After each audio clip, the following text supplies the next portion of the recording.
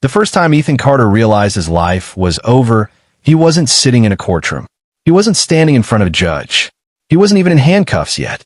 It happened in the middle of the night, when he looked through the rain-covered window of his small Indiana home and saw his younger brother Daniel standing beside two police officers with tears rolling down his face.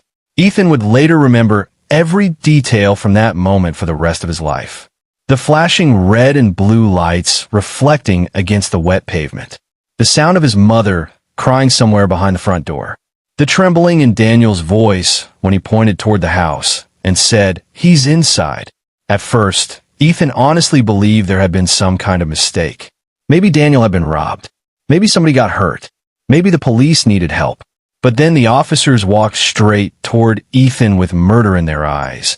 And before he could even ask what was happening, one of them slammed him against the wall and read him his rights while his own brother stood there pretending to be terrified of him. That was the night Ethan learned something that would destroy every memory he had of his family. The people who know you best are also the people who know exactly how to ruin you. Before we go deeper into this story, let us know in the comments where you're watching from. We'd love to hear from you. And don't forget to hit that subscribe button so you never miss any of our upcoming videos. For most of their lives, Ethan and Daniel Carter looked like the kind of brothers people envied. They grew up in a quiet neighborhood outside Indianapolis, the sons of a hard-working truck driver and a deeply religious mother who believed family loyalty mattered more than anything else in the world. Ethan was the older brother by 4 years, calm and dependable, the kind of man who paid his bills early and answered every phone call from his parents even when he was exhausted from work.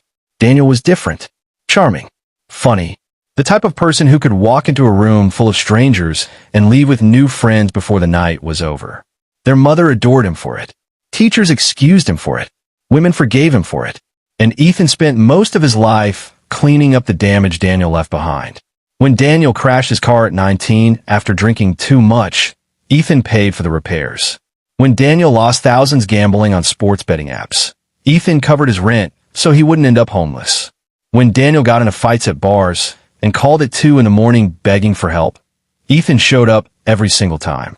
That's what brothers were supposed to do. At least, that's what Ethan believed. What he didn't know was that Daniel had already started building the foundation for something far worse. Months before the murder, Daniel had quietly borrowed money from dangerous people connected to a local underground betting operation.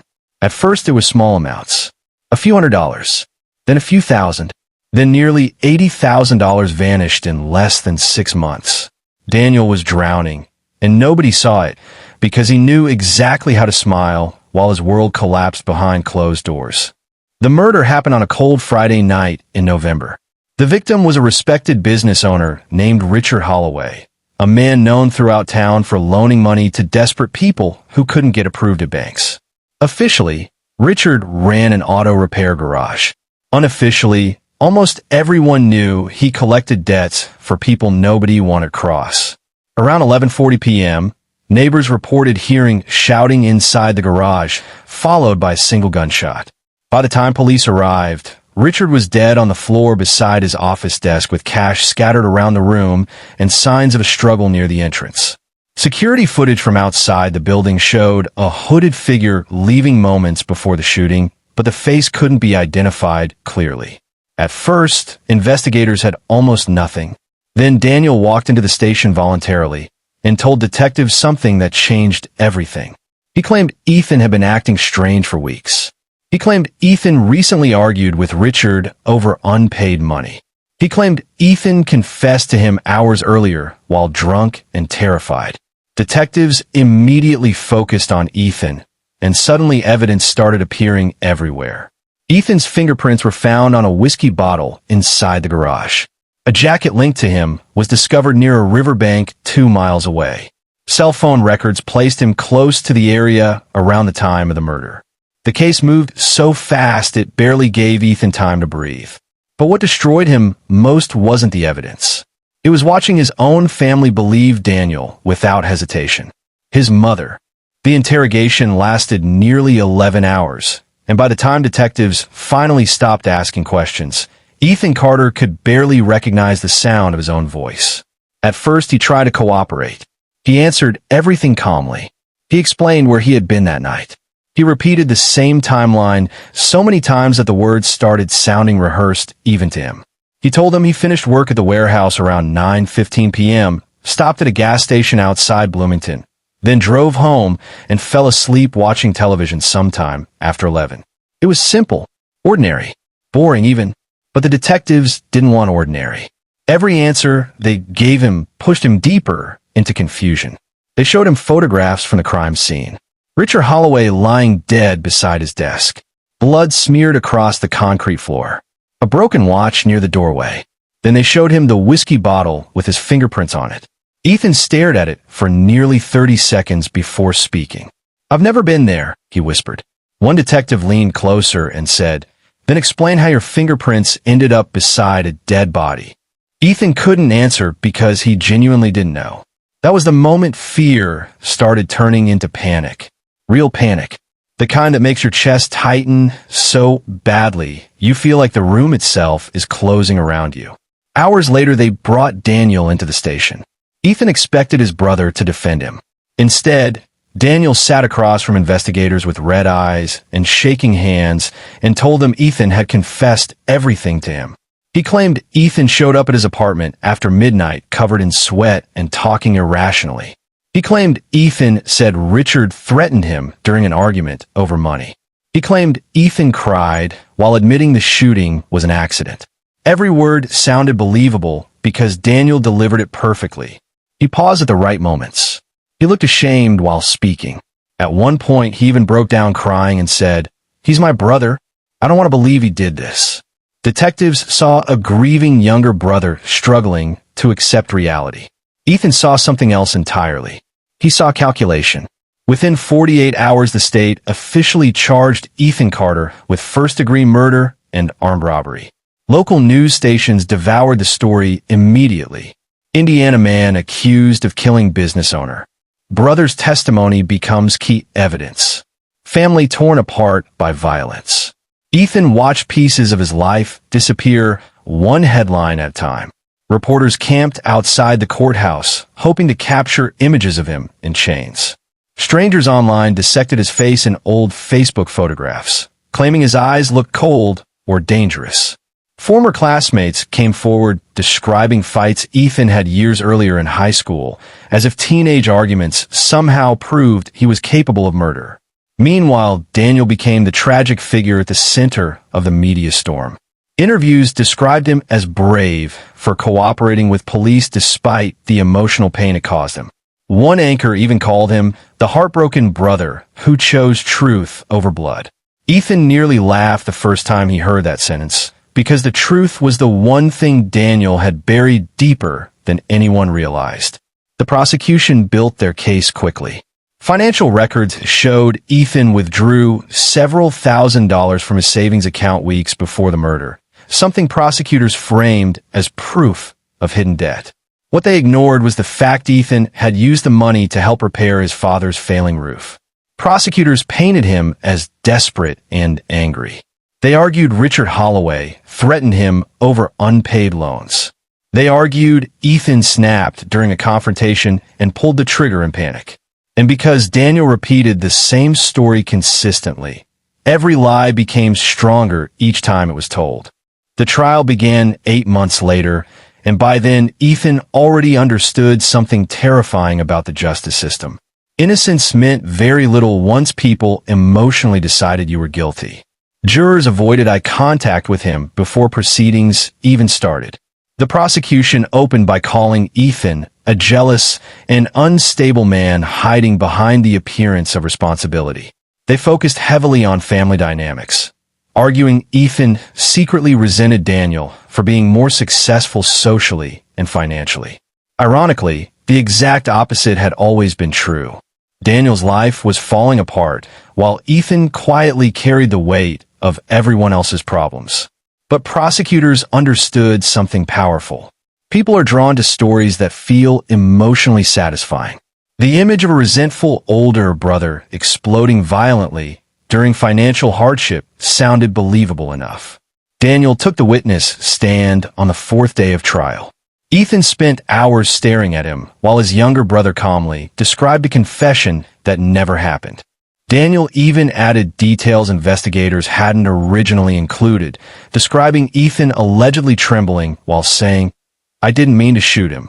At one point, Daniel paused mid-testimony and wiped tears from his eyes before looking directly at the jury. "If I could change what happened, I would," he said softly. Several jurors visibly reacted emotionally. Ethan felt sick watching it. The performance was flawless because Daniel understood people better than anyone in that courtroom. He knew exactly when to appear vulnerable, exactly when to lower his voice, exactly when to look broken. And the most horrifying part was realizing the person destroying him was the same brother who used to sneak into his room as a child during thunderstorms because he was afraid of the dark. The guilty verdict arrived after only 6 hours of deliberation. Ethan remembered almost nothing from that moment, except his mother, crying uncontrollably behind him while his father sat frozen in silence. The judge sentenced him to life in prison with possibility of parole after 35 years. 35 years. Ethan was 32 years old when he entered prison. The sentence effectively erased his future before he even reached middle age. During transport to state prison, he stared through reinforced glass at highways disappearing behind him and wondered whether he would ever breathe free air again. Prison changed Ethan quickly. The first year nearly destroyed him mentally. He stopped sleeping properly. Some nights he stayed awake, replaying every memory involving Daniel, searching for signs he missed. Other nights, he dreamed about standing in the garage beside Richard Holloway's body, even though he had never actually been there. He lost weight. He stopped calling home after his mother repeatedly ended conversations, crying too hard to speak. His father visited twice in the first 18 months, then stopped entirely. Daniel never visited once. That absence haunted Ethan more than any argument could have. Deep down, he kept hoping guilt would eventually force Daniel to confess. But years passed in silence. Meanwhile, Daniel continued living freely outside prison walls while Ethan learned how quickly society forgets people once they disappear behind bars. 3 years into Ethan's sentence, Daniel Carter started unraveling. From the outside, his life still looked stable enough. He worked construction jobs intermittently, dated frequently, and maintained the image of a grieving brother carrying emotional scars from the case. But privately, everything was collapsing. Gambling debts returned worse than before. Alcohol became constant. Friends noticed mood swings growing increasingly violent. One girlfriend later claimed Daniel woke up screaming during the night after dreaming about blood on his hands. Another described him staring at old family photographs for hours while drinking alone. The pressure of maintaining his lies was beginning to crush him slowly. Around that same time, retired homicide detective Walter Briggs came across Ethan's case while reviewing wrongful conviction reports for a legal nonprofit organization. Briggs spent nearly 30 years investigating murders across Indiana, and something about the Carter case bothered him immediately. Not emotionally, logically. Too many details didn't fit together cleanly. Witness statements changed subtly over time. Surveillance footage timelines seemed inconsistent. And most importantly, the prosecution relied heavily on testimony rather than physical evidence directly connecting Ethan to the shooting itself. Briggs requested access to archived files and started reviewing every document independently. What began as mild curiosity soon turned into obsession. The deeper he looked, the more impossible the official story became to ignore. One detail especially haunted him. Cell phone data showed Ethan's device moving near the crime scene shortly before the murder. But tower records also suggested impossible timing between locations. At first, investigators dismissed inconsistencies as technical limitations. Briggs didn't buy it. He believed somebody else had possession of Ethan's phone. When Briggs finally visited Ethan in prison, nearly 5 years had passed since the conviction. Ethan entered the visitation room, expecting another journalist searching for dramatic quotes. Instead, Briggs placed several folders on the table and quietly asked, "Did your brother ever borrow your phone?" Ethan froze instantly.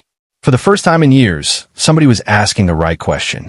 Over the next several months, Briggs uncovered information investigators had either missed or ignored entirely.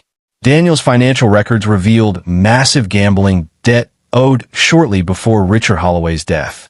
Witnesses from underground betting circles confirmed Richard had threatened Daniel repeatedly over unpaid money. Even more disturbing, Briggs discovered Daniel purchased a prepaid burner phone days before the murder and used it multiple times near Holloway's garage. But the breakthrough that changed everything came from an old storage unit Daniel abandoned years earlier. Inside, investigators found clothing connected to the night of the murder, along with hidden documents detailing debts exceeding $100,000. Then came the final discovery. Buried beneath old tools and broken furniture sat a revolver matching ballistic evidence from the crime scene. The moment Briggs received confirmation from forensic analysts, he reportedly sat alone in his office for nearly 20 minutes without speaking, because he finally understood the full truth. Daniel Carter hadn't simply framed his brother in panic after an accident. He planned it carefully. Long before Richard Holloway died, Daniel already knew exactly who would take the fall if things went wrong.